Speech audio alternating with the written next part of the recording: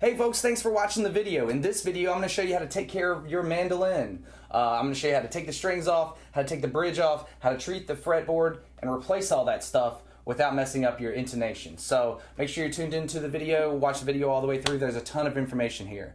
Also, if you'd like to support the channel, we have a Patreon in the link. There's going to be tons of behind the scenes content. Go check all that out. I do have some music coming out here in a few months, which there are some spoilers on these videos that I'll be putting out, where you might hear some stuff that you might hear in a few months playing in the background. So I appreciate you guys watching the video. Please give us a like, subscribe, come back, see another video, and I appreciate it. Enjoy the video. Thanks for watching. Over the last 25 years, I've gotten a habit about every 6 months of giving my mandolin a good cleaning. So that means fretboard, conditioning, cleaning off the top. You'll need some cotton Q-tips, some type of fretboard conditioner. I'm going to be using F1 oil made by Music Nomad. It is 100% natural oil, no petroleum or wax. You will also need a paper towel and just some regular painter's tape. Well, run, little rabbit, run, run. Here comes a man with a big shotgun. Run, run, little rabbit. Our first objective is going to be to mark where the bridge currently is so that we can take it off of the mandolin and actually clean the top of the mandolin.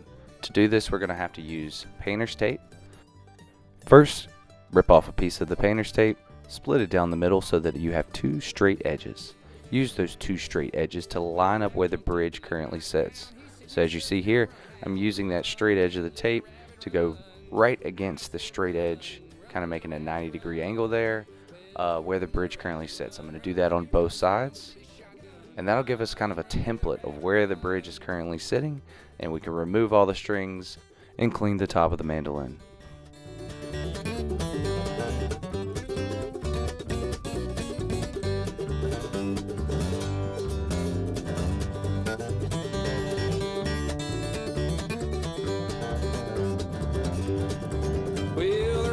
Up, it looked mighty wild. He said, yes, sir, can run 4 mile. Run, run, Now that both sides have been marked, we can take the strings off. Grab your favorite pack of mandolin strings. This is not an ad. I just enjoy playing those strings, and I always have. Next, we're going to take the strings off. This is actually the fun part. I have sped up the video here. I'm going to try to let you guys know when the video is sped up and when the video is not sped up if there is contextual reference to that. So yeah, here we're just going to take the strings off. G strings come off. E strings come off. Everything is marked at this point, so I'm not really worried about positions of everything. Just getting the strings off. I'm also using clippers and obviously a string winder there. And notice as we zoom in that the bridge is not being held down by tension anymore. This is also a good shot of how we use the painter's tape to mark where the bridge was. So this is the bridge beforehand, and all of the bridge material and the fretboard material is open wood, so it's not sealed. So we're going to apply some of this oil to the bridge as well as the fretboard. That's what it looks like after the oil is applied. First, we're going to use our first coat here. We're just going to come in and we're going to heavily apply with a Q-tip. Use as many Q-tips as possible. I think I was a tad bit conservative here with my Q-tip usage. The idea is to heavily apply. The fretboard and the bridge are both wood that is not sealed, meaning that it will soak in some of this oil, and it will help with the life of the wood. I have actually had my frets replaced before, and because the fretboard material was so dried out, I actually had chipping issues. So these are experiences I've had in the past that I want to make sure I can share with you guys.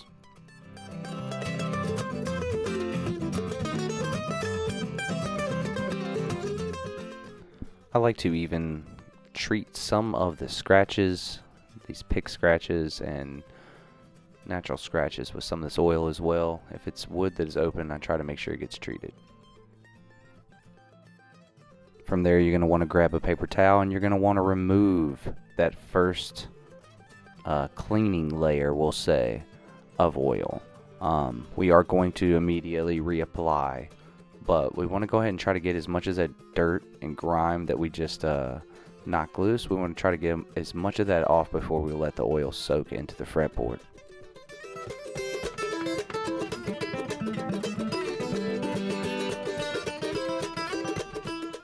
Here you can see after just the cleaning treatment that the fretboard already has a little shine to it. That's what we're going for.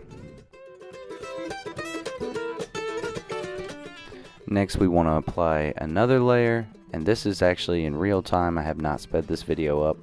I want to make sure everything's covered, but you know, we've just done a cleaning layer, so this is really just trying to get next to the frets and trying to make sure if I missed any of the spots that I apply heavily a second coat. And this coat we're actually going to let soak for maybe about 10 to 15 minutes while we address some other things on the mandolin, so make sure you stay tuned for the rest of the video.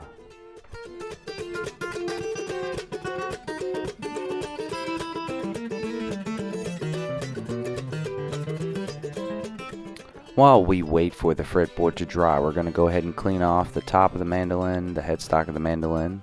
And while we're at the headstock, let's address these tuning pegs. So these tuning pegs sit in a bushing that keeps them at a 90-degree angle with the gear on the back of your headstock that tightens the string. So what we want to do is make sure that that bushing is seated correctly. So you can see here I'm taking my thumb on both sides of the bushing and pushing down.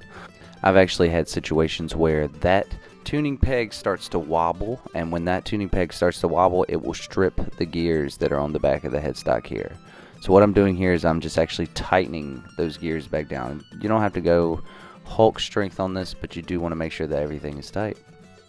And then I give the bushings one more once over, make sure everything is seated correctly, and we can start putting this mandolin back together. And by this time it has been long enough for us to remove the excess oil from the fretboard. Make sure that try to get as much of it as you can with a paper towel. Just be as thorough as possible.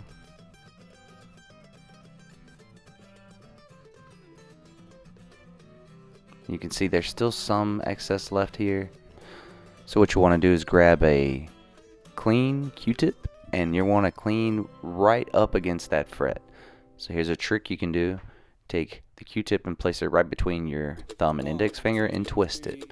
It'll give you a little bit more of a tighter squeeze on that cotton, and you can push it right up against that fret. So we want to get the last of the excess up. And as you can see, I'm being a little forceful here, so I kind of knocked my mandolin over. This is what the bridge looks like after it's been treated, and luckily we have our tape still in place, so we can just place our bridge. We're going to want to make sure that we put the high E side on the high E side and the low G side on the low G side. You should be able to tell the difference by the grooves that are cut in the bridge. And as you can see, I just then put the strings back on. I'm going to first put the D string and the A string on. I like to kind of use those middle strings because they are kind of medium tension strings. I like to use them as kind of anchor points before I do any more work to the mandolin. And here you can see the bridge. The purpose of this is to see the bridge is not leaning forward. It is at a nice 90-degree angle. And so before we go any farther, we want to make sure that the bridge is pushed back against that tape. So I actually had a little issue here, and my strings are not very tight. They're just kind of snug, so I just take my thumbs on both sides of the bridge there and push it back just slightly against the tape. And now I can actually take the mandolin and get it, those D and A strings kind of closer to tune. I don't actually take them all the way to a D and an A. I think I stopped a couple notes short, and then I put these E strings on and the G strings on. And we have successfully treated our fretboard and gotten the mandolin strings back on.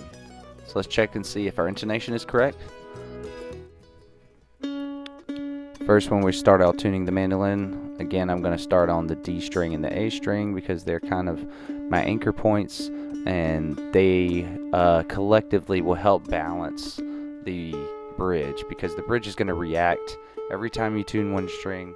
The next string is going to react because of the balance issue on the bridge. So you want to try to start to think about that when you're tuning. If I tune this string, it's very likely gonna have repercussions for one of the other strings that it's not connected to.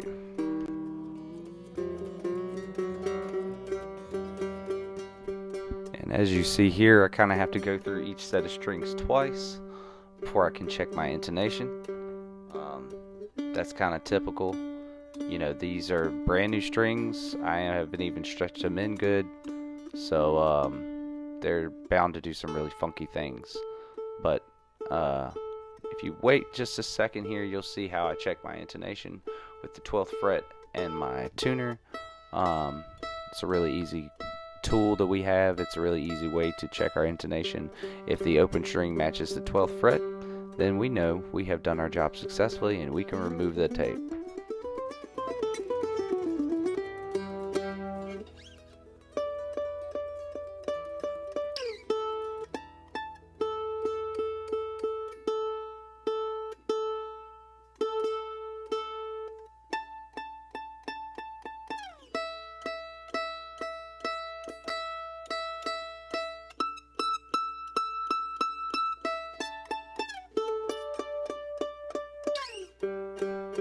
And really, because these are new strings, I'm not expecting the note to be perfect.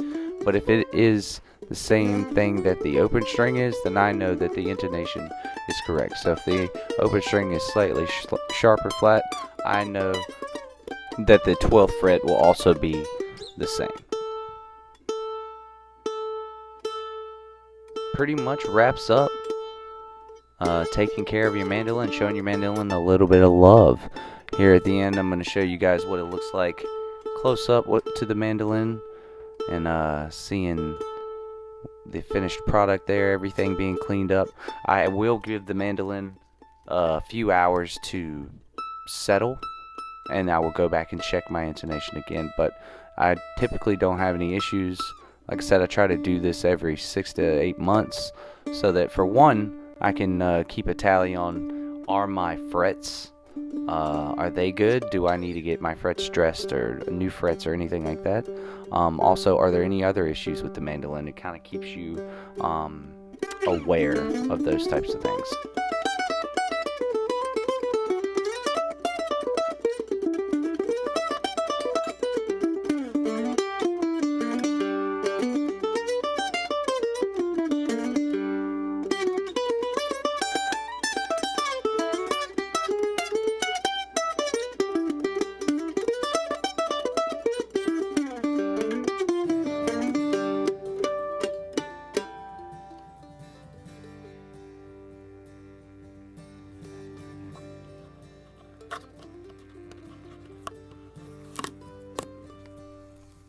And as we remove the tape, that means we're finished here. So you can get a good look at what our before and after kind of looks like here. Everything looks a lot nicer, a lot cleaner.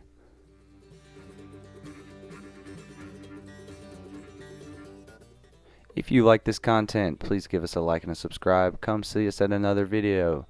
We appreciate it. Thanks for watching.